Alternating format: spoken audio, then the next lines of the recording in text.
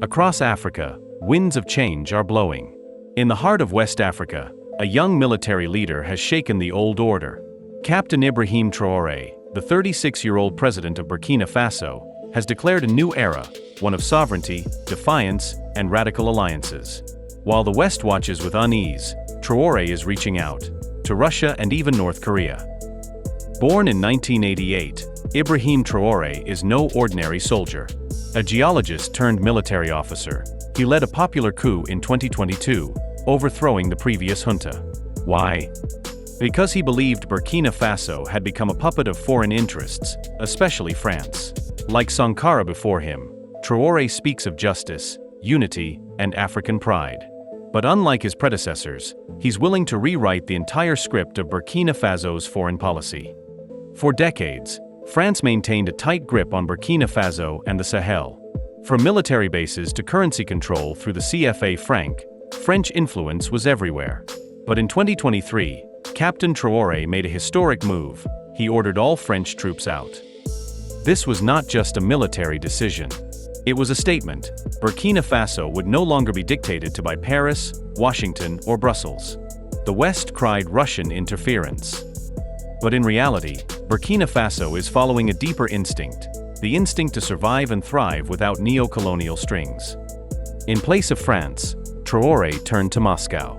Russia, long seen as a counterweight to Western dominance, offered military support without lectures on democracy or human rights. Wagner Group operatives began working alongside Burkinabe forces, helping push back extremist insurgents that had ravaged the country for years. To many Africans, Russia's presence is not interference, it's partnership. And unlike the West, Russia doesn't demand economic reforms, IMF austerity, or political puppetry. The Traoré-Moscow relationship is not just military, it's ideological. Both share a vision of a multipolar world, one where African nations are no longer at the bottom of the global hierarchy. But perhaps the most shocking development came in 2024, Traoré's quiet outreach to North Korea. To many, this seems outrageous. Why would a Pan-Africanist partner with a pariah state like North Korea? But look closer, North Korea has survived total Western isolation. It has resisted regime change, sanctions, and military threats for decades. In the eyes of Traoré and other African revolutionaries, this is resilience. North Korea also offers something else: cheap military hardware, agricultural expertise, and a model of total sovereignty, however flawed it may be. Burkina Faso is not alone. Together with Mali and Niger, it forms the Alliance of Sahel States, a bloc that has cut ties with ECOWAS, rejected the CFA franc, and expelled Western troops. What's forming is a new resistance axis, a coalition of African nations choosing autonomy over aid, sovereignty over subservience. To these leaders, countries like Russia, China, Iran, and North Korea represent models of defiance, flawed, not certain, but effective in resisting domination. This shift is not just geopolitical. It's philosophical.